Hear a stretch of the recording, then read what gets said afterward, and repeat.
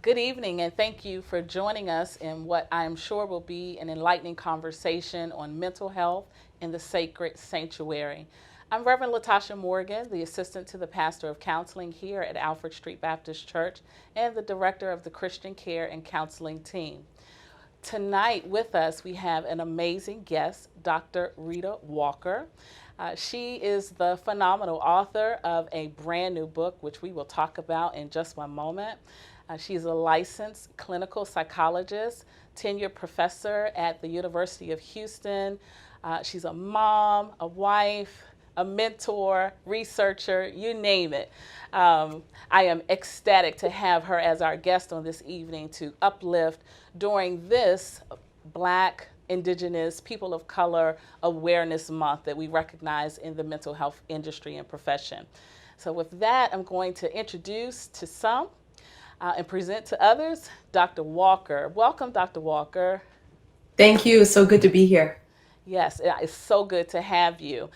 So, as I noted, our topic for this evening is lifting up mental health in the sacred sanctuary.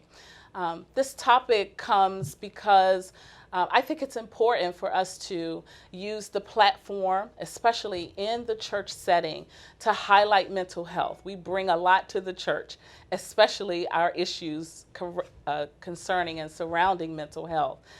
So I believe that the work that you've done and created in your book with the research that has happened as a result, I think it makes an excellent platform for this discussion on this evening. So, what led you down this path to writing the Unapologetic Guide to Black Mental Health? As you know, there has been so much that has happened in our community just over generations Yeah. that we've survived. We've seemed to overcome overwhelming odds. But at the same time, in overcoming, we've left part of our minds behind. Mm, So that's the backdrop. Like okay. we don't, and often I think a lot of times don't even recognize the impact of the stuff that we have to deal with. Mm-hmm. That's one part. But the reason I wrote the book when I did was because of what I saw as a mental health crisis in our community with our youth. And for me, my emphasis has always been primarily with adults Mm-hmm. because I see adults as being in charge, Okay. being responsible for the care of our youth. Mm-hmm. And so I wrote the book for adults because I know that we have overwhelming anxiety and Mm-hmm. depression that's not treated. And because of that, it takes us away from important conversations that we probably need to be having with our children. Absolutely. That's right. And statistics will show that the number is rising, especially among African American people of color when it comes to depression showing up in children. The 1 out of every 5, someone being diagnosed with a mental health concern. And so I think that your book, because the way that your layout is, you have, I mean, everything from uh, taking a look at your sanity to, looking at some tools and even questioning how we use our spirituality as a resource. So I think anyone that reads this book, honestly, they'll be able to find exactly what they need. Yeah. So, do you have a favorite chapter? Oh, wow. A favorite chapter. Oh my Yeah. goodness. Well, since we're talking about spirituality, I have to go there Mm-hmm. because one of the reasons that the book is unapologetic Mm-hmm. isn't just because I'm talking directly to our communities. Mm-hmm. And oftentimes, when we try to talk to us, our conversations get hijacked. And so Mm. I wasn't going to do that. So that's Mm-hmm. one way that it's unapologetic. But Mm-hmm. then also I take on the stuff that we embrace in our community and hold high. And I am talking about spirituality. And when someone says they need help, someone else will say, well, just go pray about it. Yeah, That's good. that is Please, good. please pray. Yes. For some of us, we absolutely need more than prayer. Yeah. And I get this question a lot, and I'm sure Mm-hmm. you do all the Yeah. time. Yeah. Well, what do I tell people? Mm-hmm. I've been praying. What Mm-hmm. else can I do? Yeah. And it's fascinating to me how someone could have been stressed out and struggling for years, and they cling to, I'm just going to pray and wait on the Lord. And so some of our own religious doctrine can undermine our ability to get the help that we need. Certainly agree with So that. yeah, so I kind of go at the heart of who we are as Black people, Yeah. that recognizing that our spirituality and our faith has surely gotten us through. Yeah. But at the same time, there's all kinds of tools in the tool belt that we're just leaving behind and hoping for the best. Yeah, yeah. That is that understanding that, again, like I'll just pray about it and I'll sit it to the side and maybe, I'll wait for the Lord to work it out. But if you were having chest pains, right, you wouldn't just pray about it. You pray and then dial 911 or call someone and say, I need some support. And so I love that. I especially love that Pastor Wesley has invested here at Alfred Street, and now we're able to share, this message and others worldwide, right? That it's okay to have Jesus and a therapist. It's all right it's okay not to be okay. It's okay that you've prayed and you still feel the same. So this book really helps, I think. It really is a guide that gives you steps that are clear enough for you to understand and be able to take some. You get in the driver's seat. You take control of your situation and start addressing those things that are underneath the iceberg. That's that's one that we love to use in this industry. So. Anything else that you want to add to that point regarding the spirituality chapter? Well, it's funny because when I wrote the book, my initial plan for the book was not to go as far as I went. Oh, My really? plan was that, and it started from when I was an undergraduate student. So when I was an undergraduate psychology major at the University of Georgia, my thinking was, well, we don't see our experience represented in these undergraduate textbooks. We need to see more of us. I felt like there were people in my community that I knew who were depressed, but the definition of depression, I was like, yeah, I don't think that's it. And so my plan was to at least give people more information. Okay. I felt like, I walk around with all this information in my head, and I have for a while now, and I needed to get the information in the hands of the community. So yeah, I've written a number of scientific papers, but they're sitting on the shelf at the library. And so my thinking was, if I talk to people more about what depression looks like, so they at least think, hey, wait a minute, I might have some depression that I need to get help for. That will motivate them to get the help that they need, rather than just kind of, pushing through. There are so many people who are just going through the motions of life. Yeah. And to me, it's kind of like, the parable of the talents, like we have talents and they get buried under anxiety and worry and overeating and all the things that we do to manage. But we have gifts and talents that we need to be using, and I see it, but they get lost. And so my thinking was, I'm going to sound an alarm so people can see what's going on in the community, and then, they'll figure out the rest. And in working with the consultant, she said, no, you got to tell people what to do. Okay. Oh, okay. Oh. So the first half of the book or so is about kind of unpacking some of the things that we just take for life, but that's problematic. Yes. And then the second half or so is about, okay, now what? What do we need to do? Yeah. Yeah. And so therefore it's informational and educational, right? You get that initial information. Readers are able to just sit with what you provide in those initial chapters and think about, like, where am I in my journey as it relates to what's being said? Especially in our community, when mental health still has such a stigma to it.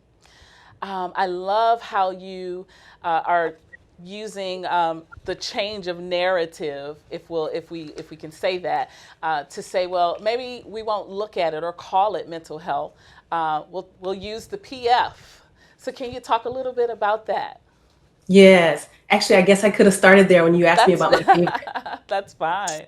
So the notion of psychological fortitude Mm-hmm.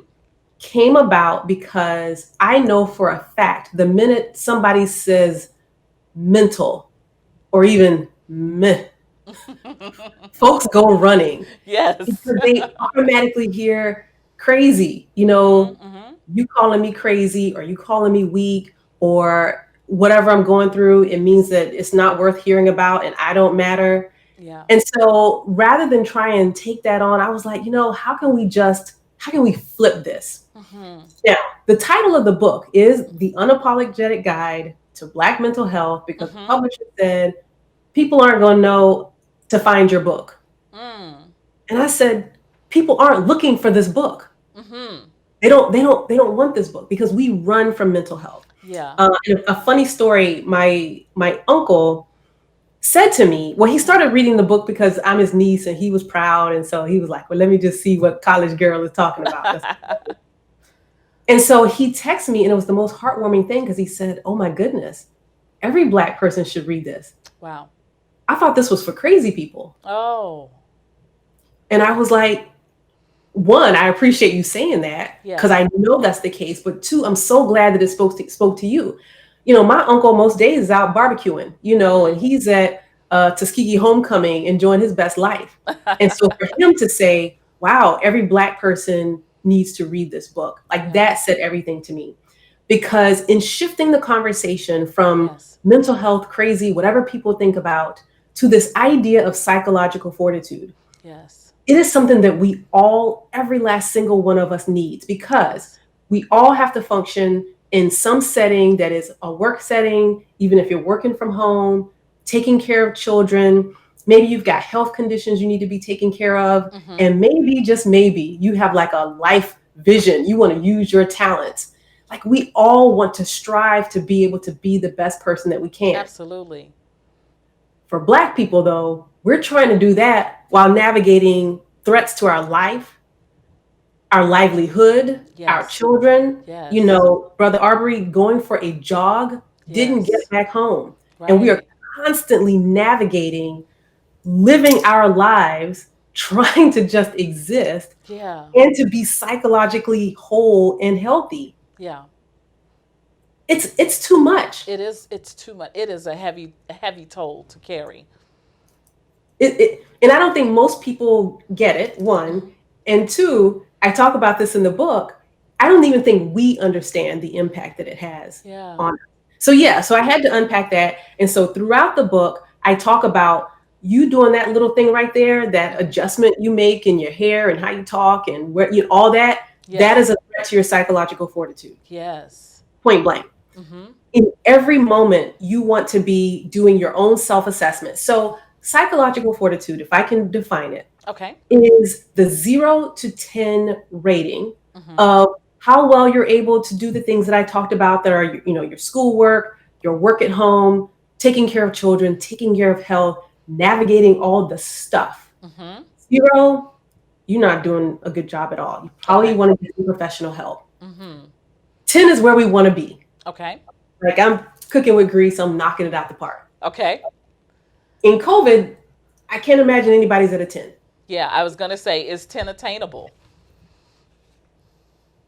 I'm going to say yes. Okay.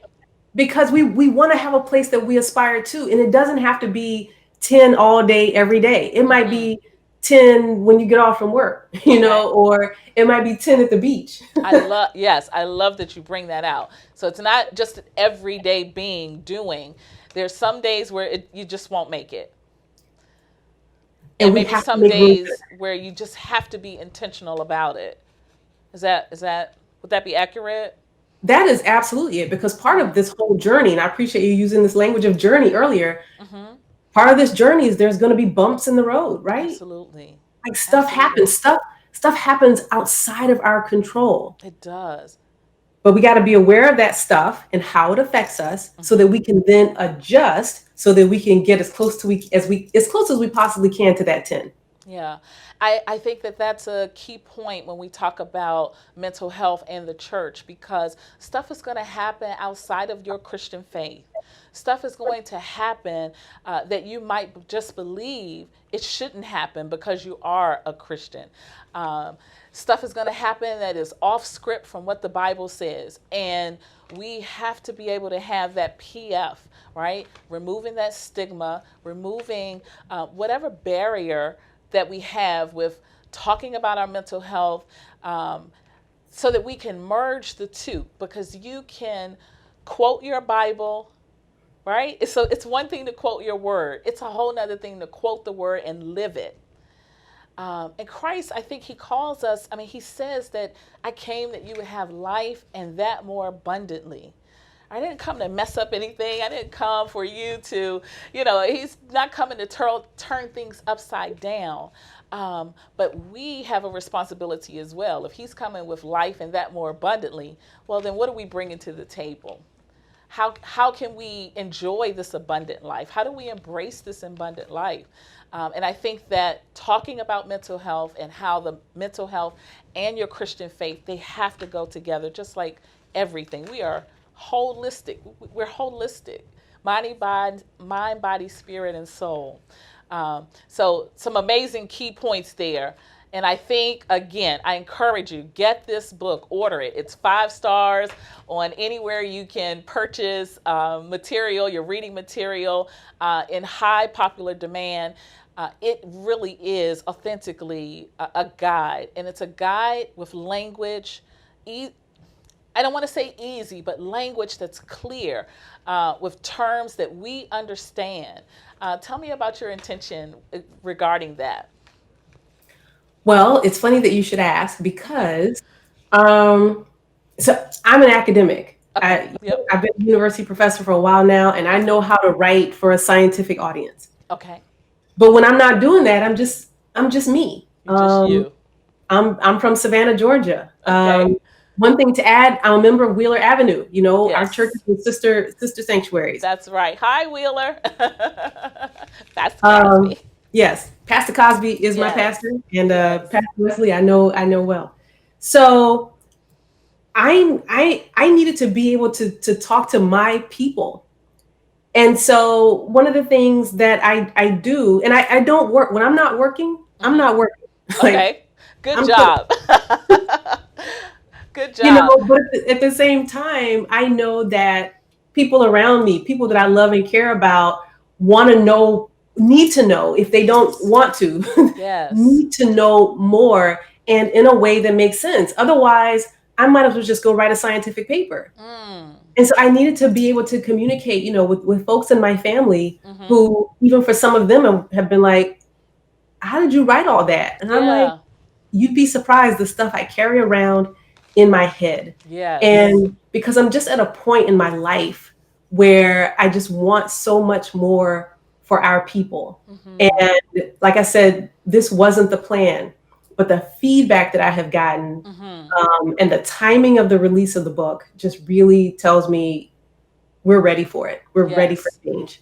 Yes, I believe that wholeheartedly. Especially, COVID-19 did not catch God by surprise. It might have caught us off guard, but it certainly didn't catch God by surprise. And in this mental health profession, now more than ever before, this is the time. I mean, for such a time as this is the time. Mental health is being highlighted in every space and place. I just read an article. I don't remember the news station that carried it. And they said, where are all the Black therapists? That was the question. That was the article title. And I thought, oh, we're here. We're here. I'm sure we have caseloads that are full. And the fact that they even brought that up, I was impressed and glad to even see that. But what do we say? What would he say when we talk to people about depression and anxiety?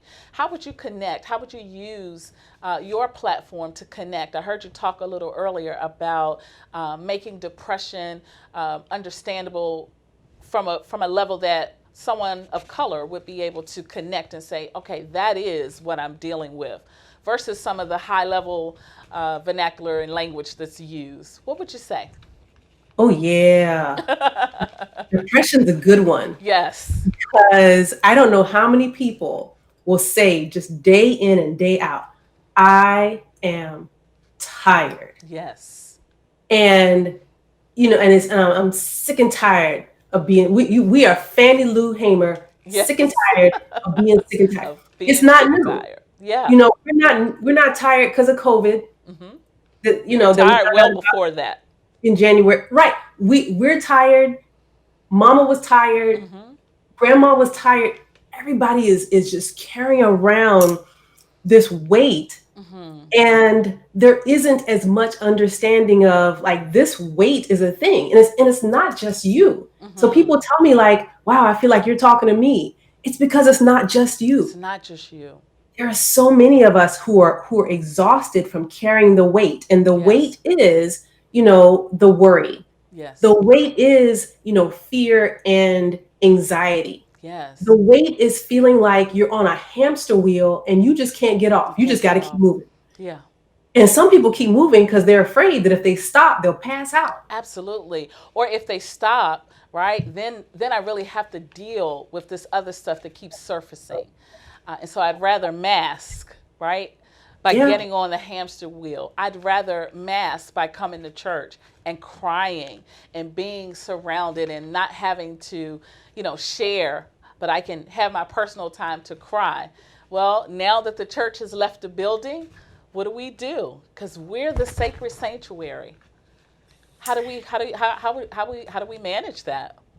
Yeah, and it's funny because you mentioned about the church being a space, and for some Yeah. people they probably realize Yeah. once they get to the parking lot, it's Mhm. over. Yeah. Yeah. Like I felt so good Yes. in And the I hear that church, often. Yes. you Oh, we know, had a high time. Oh, it was, all of those, right? Pastor preached a word. Oh my. Um, but the thing about that is us connecting to who we are. Yes. It is the music that speaks to our soul. Like Absolutely. we music does Yes, something it does. for the soul, and the Hmm. preach word that speaks, to something in us that we connect Yes. to, Yes. that and with others. So it's not just it's the person on your That's road. right. That's right. It's a collective experience. It But I think is. even there, mental health is a collective experience as well. Absolutely. And we've got to start using our voice. We've got to And that's start why, using our voice. go ahead. Go, no, you go. No, I was gonna say, and that's why we have to be, as intentional as we can about recreating Hmm. some of what we get from the church experience. That's right. So part of that is, putting your playlist on. My favorite is Mississippi Mass Choir. I say, Alexa, play Mississippi Mass Choir. Yes. So Yes. she plays that, and we go to church in the bathroom. Have a That's good time. right. you know so finding ways to create that, Yes. whenever we can. And Yeah. so, if your church isn't on Sunday morning, well, of course your church is on Sunday morning. If your church isn't on Thursday afternoon, Yeah. somebody's Somebody. preaching. That's right. Somebody is speaking to something in Hmm. you that allows you to connect with who you are, Yeah. and in a way that you get rid of the worry thoughts, Hmm. because that's what happens. You get back to the parking lot, That's the right. worry thoughts that you've been Yes. running from, they come Yes. back. Yes. What if that situation is still there? What if nothing has changed? God, I've prayed and I haven't seen you move on this situation, right? Right. That roller coaster of thoughts begin to go up and down and all around in our minds when we leave this space. But if people don't walk away from anything else from this discussion, know that we are sacred beings and that we can touch God and He can touch us anywhere, right? And that there are resources to help us. Again, I use that scenario as with the doctor. You're going to call the doctor when something is physically wrong. The same thing should happen when it's cloudy or fuzzy mentally. When you're yelling at the children, right? You're yelling and screaming, and they haven't done a thing, but that anger just comes up. We've got to get somewhere where we can have some conversations. We have to be the sacred sanctuary in the sanctuary, literally, and outside. We're representatives. And I believe wholeheartedly God wants to heal us where we hurt. That's Yeah. everywhere. Everywhere. So, what are some tools that some nuggets that you've given us in your book as far as getting help? Yeah, so there are different levels of help, right? And I do also talk in the book about how we need to also reframe our thinking about help. Mm-hmm. So unfortunately, too often we think someone says they need some help, they think Mm-hmm. it means they're weak. Mm-hmm. Maybe reframe that as, if I'm able to get over my fear and anxiety about asking someone for help, that Mm-hmm. actually makes me a strong person. Yeah. It doesn't make me weak. It makes me someone who says, you know what, I'm going to make a decision for what makes sense to me, and I'm just going to do Yes. what makes sense. Yeah. Period. Mm-hmm. And another way of thinking about that is, say you are reaching out to a friend, or Mm-hmm. you're thinking about reaching out to a friend, Mm-hmm. or even if you're not thinking about reaching out to a friend. But imagine if the roles were reversed and they were struggling. Mm-hmm. Would you want them to reach out to you? Absolutely. And I and, So and, and if it were my friend, I'm going to be real upset that you didn't reach out. Right? exactly, Right? exactly. So why not go ahead and think that way? And Mm-hmm. and and going another further, as my Mm-hmm. granny would say, another further, Another further. I love it. is that, you helping them, Mm-hmm. maybe, or them helping you, maybe makes you more motivated to help them in the future. Mm-hmm. And so it lifts everybody up. It, Yeah. it, it really does lift everyone up, so that we don't Mm-hmm. have to struggle by ourselves.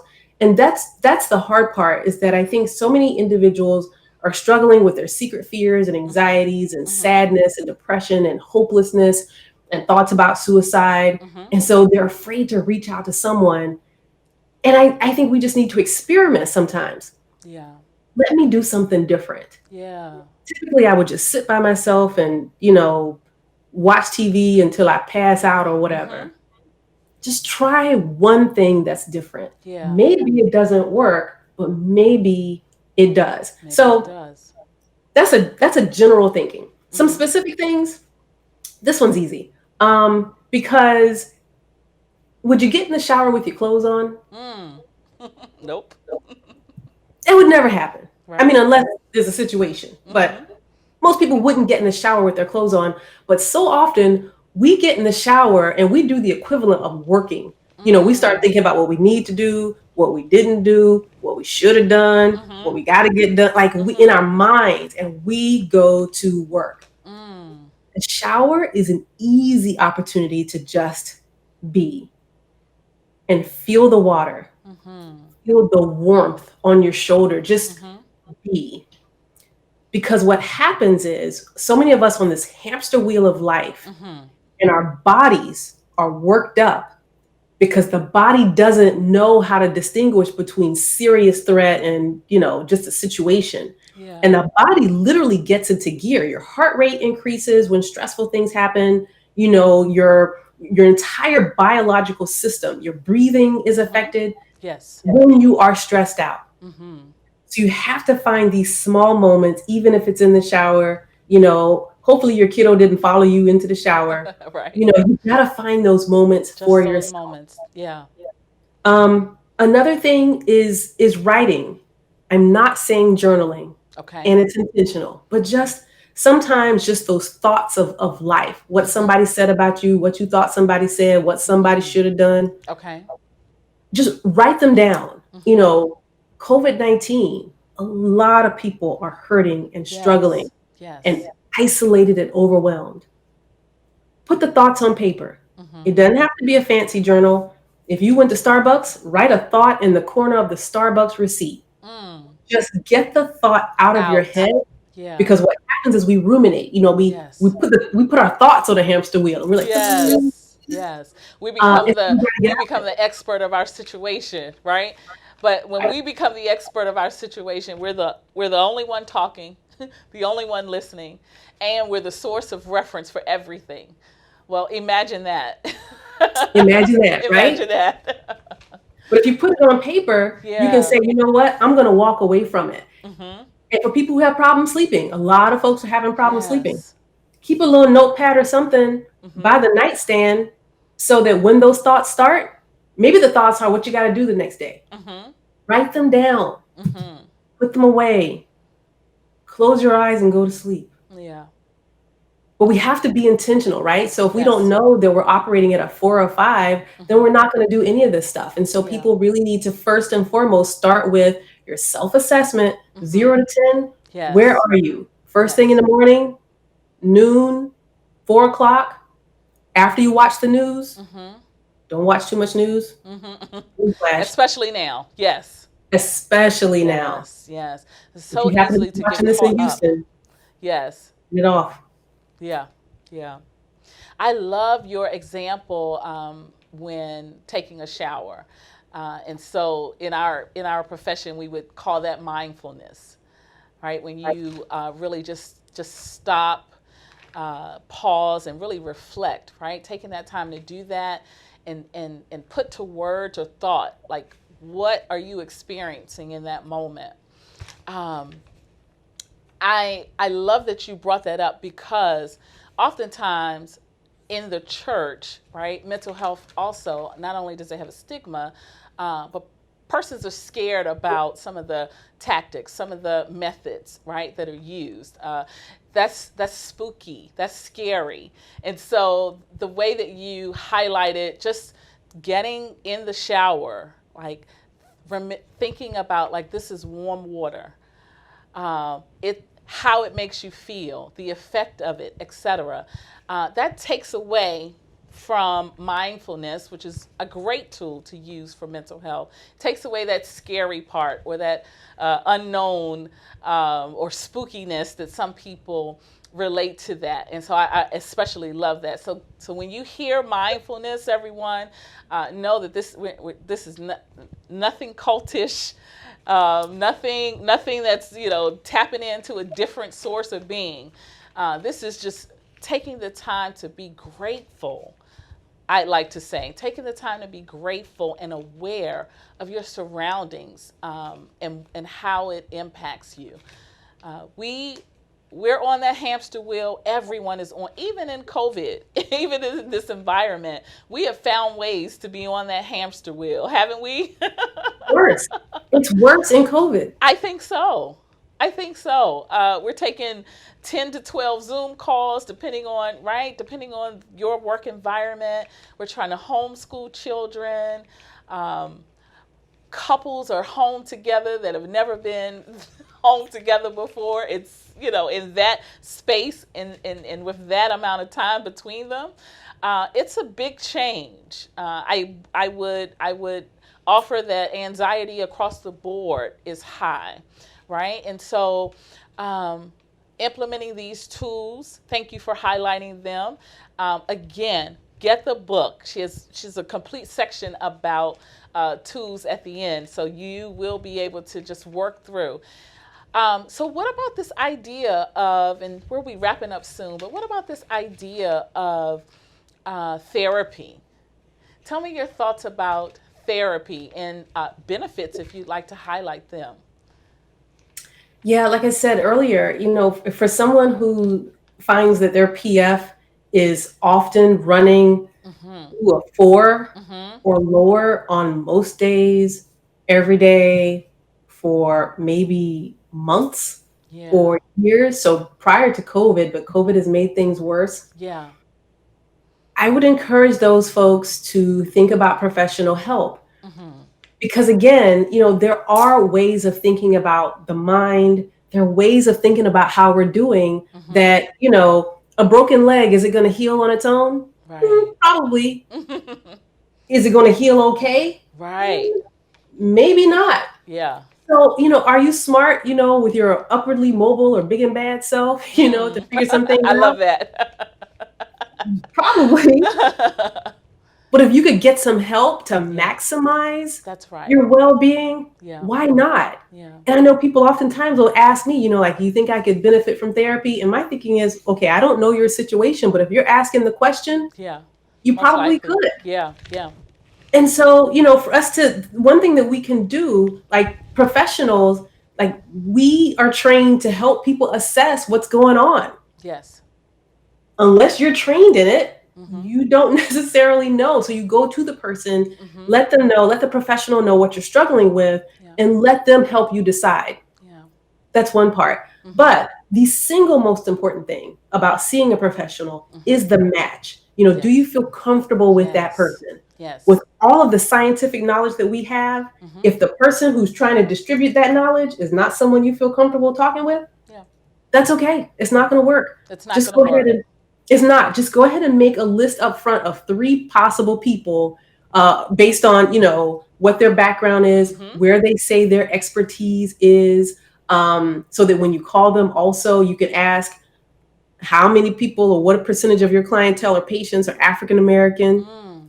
Because if they stumble over that question, you might want to move on to the next person, because it could suggest they're uncomfortable talking about race. And Black people are dealing with enough. You don't want to have to go into therapy and deal with racism and microaggressions in therapy. Yes, to go into therapy, for your therapeutic experience.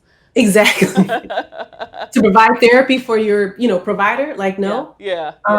So make the list and commit to trying different folks. And I know it's not easy, especially for folks who are already struggling. But we take time to find a good barber and hairstylist, right? Like, And not only find them, like we'll travel to them. Right? No one else will do this once you find that person. I didn't have to add that. I'm glad you did. Because we might as well tell the truth, right? The unapologetic, we might as well have an unapologetic conversation. Yes, we truth tell. Yes. And so in the same way, just because somebody hangs a shingle and say, I'm doing hair, it can be the same for some mental health professionals, or maybe they just don't have the expertise that you need. And so trying out different folks. And I do talk in the book about, different kinds of professionals and things to keep in mind. Because so often I hear people say, I need a therapist. They ask me, like, can you recommend a therapist? And I'm like, that's like you saying I need someone to do a sew-in, but you just want a hairstylist. I could give you somebody who's doing braids. Like, so we need to be able to have some sense of, I need the person for my child, or I need somebody because I know I've been worrying a lot. I read the book. I worry a lot. I need somebody to help me with worry. Or I had a traumatic experience, either in a car, or maybe someone who's a military veteran, or maybe someone who was experienced sexual assault, and they need a very specific kind of therapy for that. Yes. So in the same way that we have barbers and hairstylists, a barber, not everybody can do that edge up. That's right. That's right. I mean, a straight line. Exactly. Mental health providers are the same. So those are just some things to keep in mind. Yeah, I'm glad that you highlighted that. It's especially important. And so that says to the person that may be looking for or looking to begin service for therapy, you're going to have some part in this. You have to have. There is a role for you to play. And so this is why, one of the reasons why these awareness months happen, right? This is why we select months in our profession to highlight certain areas so that you can educate yourself, be informed, and then assess, right, where you are with your situation. So you can ask the right questions when you're ready to engage and speak with a professional. It's okay to interview them, right? I encourage that. And I give people, when I begin a new client, I give them space to ask questions. And I'll say, well, if that's too personal, I'm going to tell you that. Now, that's a bit too personal. But for the most part, I'm going to be an open book because you're trying to establish a relationship. Yes. And so that relationship is important, just like our Christian faith, our relationship with Christ. Again, I can't say it enough. They go hand in hand. There is no reason for us to have this disconnect with our mental health. But yet we are a starch Sunday school teacher and we're not addressing anything else. Well, that would be unfair. That would be unfair representation, knowing that God holistically wants us to be well. Any thoughts about that? Yeah, it is also fascinating to me just that we think that, so one thing, so Black folks, I am convinced, have survived as much as we have because of our faith in God. Yeah. There's no doubting that. Yeah. at the same time, we try and do stuff without our minds. Mm. So, our minds are kind of like limping along, I like can we're see hoping for it. the Yeah, best. I got a good visual of that. Because, the stress is just Yes. weighing on us. Yeah. But one of the things that helps to lift us up is, being aware of how we need to renew our minds. Like, Hmm. I feel like the Bible in a lot of ways is almost like a mental health manual, I and believe it. Yeah. talking about your thoughts and Hmm. being aware of your thoughts and encouraging yourself, like Hmm. David encouraged himself. Yes. I feel like it's all in there, Yeah. Yeah. and I'm drawing a blank probably because I'm a little tired, Okay. but the person in the Bible, who said to God, just he was ready to die. Yeah. And an angel said, well, come on and eat and get up. Mm. You had to do something. Probably Elijah. Yeah. Like, so yes, for Elijah, Yeah. Elijah was just, like, take my life. I don't have to do this I anymore. am He done. was a I'm tired of father, running from Jezebel and all of this carrying on. I am done. right? And the angel didn't say, well, just sit there and wait and do Yeah. nothing. Yeah. The angel said, you got to eat. Yeah. You got to take care of yourself and Take nourish care of yourself. And yourself. so, unfortunately, I do feel like we hear wait on the Lord, and we think that means Do nothing. sit back at the house. Yeah. But maybe for folks who've been struggling, it is, okay, you need to figure out something for yourself to physically get up and do. Mm-hmm. Like, Mm-hmm. no, there's not going to be a burning bush. We've moved past burning bush. We got cell phones now. Like, we can communicate in different ways, Mm-hmm. but we have to make the decision. We Yeah. literally have to make the decision, to hold on to our faith and our Yeah. strength, and to do what it is that we were called here to do, because everyone has a talent. Everyone. God gave us brains so that we can figure out some things for ourselves while That's also right. being encouraged. Yeah. Yeah. Um, so as we get ready to close, and again, thank you so much for this wonderful conversation. We'll definitely have to have you back. But as we get ready to close, I think about often in my position, how do we get the word out? How do we get the word out to those that are in the pulpit Sunday after Sunday? That mental health, like, it's okay to talk about mental health in this space, in this sacred space. How do we, because we know that there are some pastors, they're on board, they're talking about it, they're sharing their own experiences with it. They share that they see a therapist, and that is amazing. But there's a large part that is still a bit shy about the conversation. Any discussion, any topic, any, what's the word I'm looking for?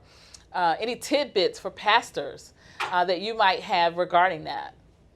Yeah, that's a funny thing, because it's akin to people saying, well, how do I get help for someone who doesn't want help? Like, that's the Mm-hmm. number one question that I get. And I really do feel that people will get information and receive information when something in their spirit is just ready for it, to be Mm-hmm. honest. Okay. I do think that it helps Mm-hmm. when leadership, like Dr. Wesley, Dr. Cosby, when they talk about mental health from the pulpit, Yeah. I certainly think that helps. Yes. And we are having a broader conversation. Mm-hmm. But for some people, I'm not sure what the sticking point is, Mm. or what the fear is. Mm-hmm. Like, what do you think will happen, if you pick up, say, my book? Mm-hmm. I'm a person of tremendous faith. Mm-hmm. I am very clear Mm-hmm. about that. Mm-hmm. And I wrote the book. I believe sometimes God sends a psychologist. I'm convinced of it. Absolutely. And so I think that the conversation, the book has sold a few copies. I think that the More than a few. conversation, More than a few. I think the conversation is spreading. Mm-hmm. And when people are ready for a different kind of response. So when they realize, okay, what I've been doing doesn't have the effect that I want it to have, Mm-hmm. that they will look for something else. Something will show up. I've had people to say to me, I read your book because I wanted some help with a family member. Mm-hmm. And oh my goodness, the book helped me. That book helped me.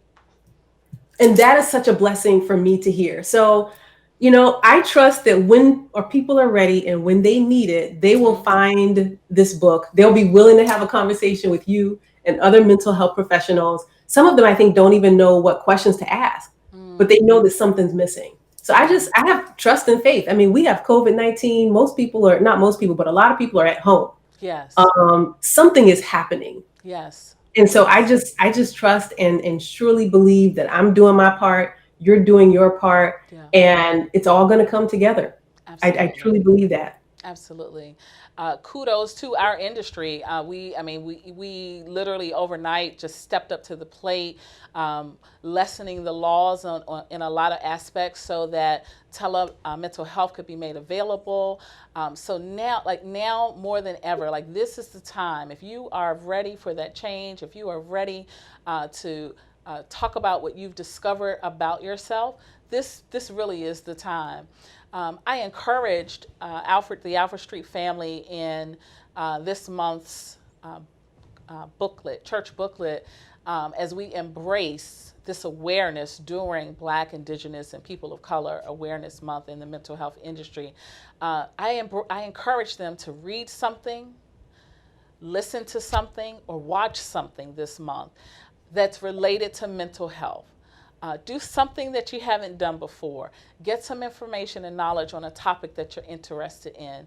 And then, if you need to take that next step, then take that next step.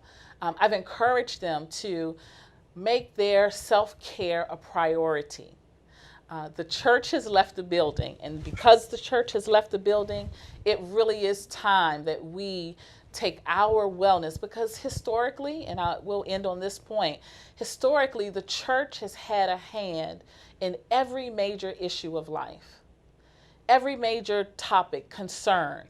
We've marched together, we've cried together, we've protested together on issues that affect and impact humanity. And I think that we are at a time where mental health really is impacting humanity. So this is our time. This is our time. So I'm going to let you have the final say and the final words. Any additional information you want to share about your work, and then just close us out however you feel led. Yeah, so I will say the book is available at Amazon. It's also available at bookshop.org, Okay. especially for those who want to contribute to, say, local bookstores rather than necessarily the big machines. Got So it. there are different ways to get the book.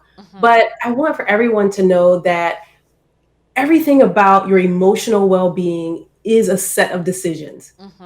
So am I going to go run out and do whatever thing that I might not have any right doing? Or am I going to sit somewhere and just write down what's scaring me the most at this moment? Am I going to continue to take showers and just think about the whole day? Or am I going to decide maybe I'll do that for half the shower, but the other half of the shower, I'm just going to sit and be in this moment so I can allow my body the time and space to reset just a little bit. Because the reality is that COVID-19 doesn't seem to be going anywhere. That doesn't mean that we have to worry about what's going to happen 6 months from now. Just think about, for the next 6 minutes, what am I doing for my emotional health so that I am at least maintaining my psychological fortitude, if it's at a 6 or 7 or so, rather than taking away from my psychological fortitude so that I end up at a 5 or lower and I'm overwhelmed and my child does a little thing and I snap at them and I'm like, where'd that come from? Because I'm annoyed and overwhelmed. We can begin to take control of this. It's not going to happen overnight. I guarantee you it's not going to happen overnight. But we each have something in us that allows us to be able to survive from this moment to the next moment so that we can achieve our highest possible psychological fortitude. Even if it's not at a 10, we want to be able to function at our best. Absolutely. Dr. Walker, thank you again so very much for agreeing and for participating in this conversation. I'd like to thank Pastor Wesley and the church leadership team here at Alfred Street for allowing this opportunity, and the AV team. Let me give them a shout out as well for making certain that this went off as expected. So until we meet again, God bless you real good. Keep doing your work and keep helping us become a healthier community of people. God bless you.